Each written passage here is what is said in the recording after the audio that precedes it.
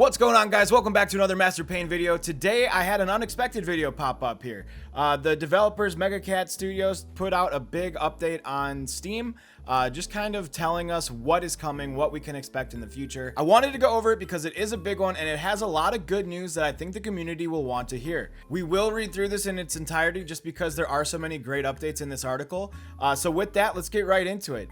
So again, Backyard and MegaCat, they want to start us off here by letting us know that they're listening to us, they're listening to the community, and they're focusing on a couple different things as a priority. So first and foremost, they're focusing on the keyboard and mouse users, bringing that experience up to par and up to parity with the controller users. So they're hearing our feedback, they're seeing the comments, and they're working towards making that as good as they can.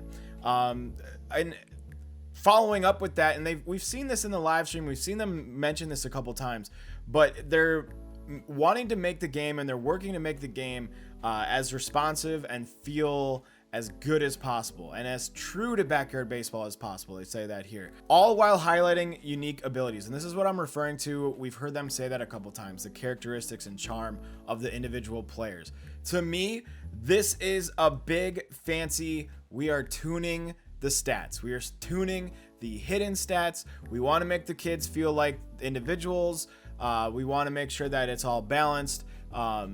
This is just a fancy, fun way of saying we're tuning the gameplay, right? Third, the investment in league play, and that's kind of the biggest part of the game right now, and it always has been one of the biggest part of Backyard Baseball. But the league teams and committing to making that feel more immersive and making that feel like you actually are playing a league. They're expanding on stats, which we'll see in a little bit, and making overall quality of life improvements and adding features there. So finally, again, they're squashing bugs. Keep reporting them if you get them. That's what they want there, and I think they're doing a good job. This is like the 6th or 7th patch in a couple weeks, so good stuff.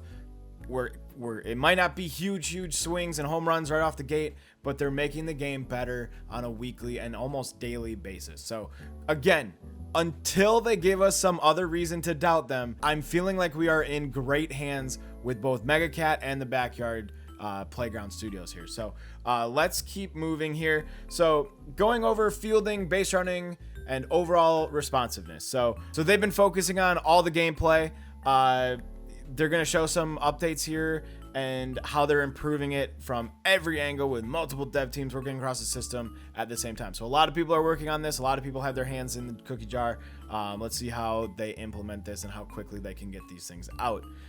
More responsive controls. We've improved how fielders respond to player input when using a mouse, which will make defensive play feel more fluid and responsive. So let's watch this video here that they posted in here. As you're moving your mouse around the screen, you'll see Jocinda's following the mouse. That should feel more responsive for players that play with mouse in the field. So that's a great update.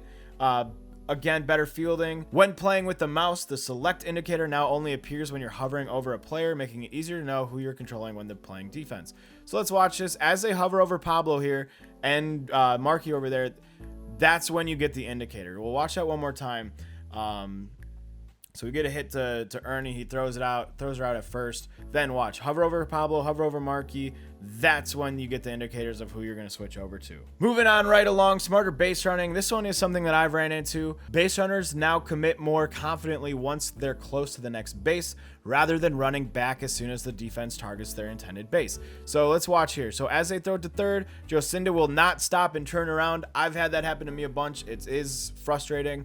But here that is no longer the case. They made updates. I wonder if that will tie into their aggression stat in the running category.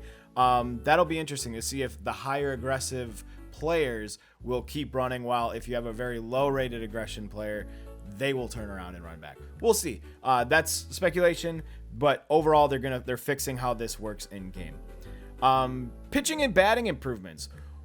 They're spending a lot of time on how it feels and how it plays for both being a pitcher and a hitter. They know that it doesn't feel that great for both pitching and fielding. It doesn't reward good pitches.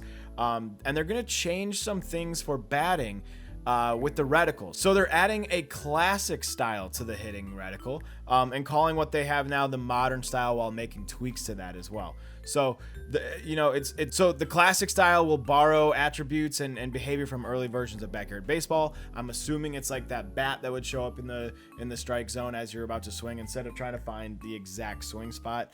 That probably will make it easier for the easier difficulties. And then probably the modern style will be more geared towards the more advanced players, the harder difficulties, probably online multiplayer as well. So they're testing both of those modes to help you fine-tune the systems and ensure the changes create the most dynamic, engaging experience that captures the essence of what makes back. So just a lot of marketing speak here, right? I mean, this is a lot of just, they're updating it, they're changing it, they're testing it, they're trying to figure out which one will work better for the more competitive modes and which one will be for the easier difficulties. So UI improvements, this one I'm excited about. I think most of the community will be excited about these changes. Keep tabs on the league. We've added a new league leader screen, so you can finally see how teams and players rank against each other during league play. That's great. As you're going through the leagues, as you're going through your seasons, you want to see where you're faring against other players, and you kind of want to see the other players as well, and how they're doing across the board as the league progresses. So that's great. You see here they got all the league leaders. It looks like you can tab in by clicking X on Xbox here. And you can look at all these different leaders. So home runs, RBIs, batting average, singles, doubles, triples, walks, and even the MVP category, which I think was a new one added in this latest update patch. So that's cool. You can scope out your competition. You can now toggle over to your opponent's strategy menu before to check out their batting lineup and fielding positions. That's a great change. Again, it looks like it's used with the W and S keys on PC. Awesome. Those are great changes. That's exactly what we want to see. Better stat tracking. We've updated the statistics menu in League Play. Now you can scroll through and check out every team's season stats just by selecting their logo. Wow, that's kind of cool. So you can go through this little menu bar here using the triggers on Xbox. And it looks like you probably swap through game stats and season stats. That's great. Love that. They're only showing off the actual backyard kids here. These, of course, will all be filled with generic kids for the other teams. So that's awesome. Love that. Love to see that as you go into different league play games. You can kind of see like, oh, I got to watch out for this kid. Oh, I got to try to pitch around that one, or, you know, that one's a good pitcher. So let's get him or her out of the game as soon as possible in our game. So that's great. Narrative immersion, we've added backyard news to pop-up league play. Okay, cool. You see this on the top of the screen here. Just updates across the league, keep you engaged and kind of keep you knowing what's going on. I love this render here. Is that the actual render? I guess I never noticed that for Playground Commons, but cool. No, that isn't Playground Commons, right? That's interesting. Okay, whatever, doesn't matter, just a screenshot. Enhanced HUD display. We've added fielding positions and in-game batting and seasons batting average directly to player portraits in the HUD to enhance immersion and help with the strategy of the game. So that's great. Of course, this screenshot doesn't look like it shows it. They could have probably used a different screenshot for this one, Mega Cat. But we have already seen the update in the recent patch that they're putting their positions up there. Okay, so all right, I'll call a spade here. What are we doing using this screenshot? What is this screen? This is not the right screenshot here.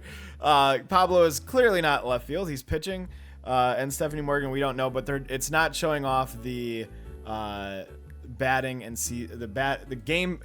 It's not showing off the game batting and season batting average on this screenshot. We can only assume it would show up underneath the batter. So, okay, you know, maybe that's, you know, gotta give them a little bit of leeway here where it's all right. Let's see here. So deep diving into your lineup, we're adding the batting lineup to the pause menu. That's cool. And they're also adding little icons to tell you who's playing well, who you might want to use in certain positions, like the power bat here for Keisha. She's got the power. Pete, speed. Reese must be on fire that game.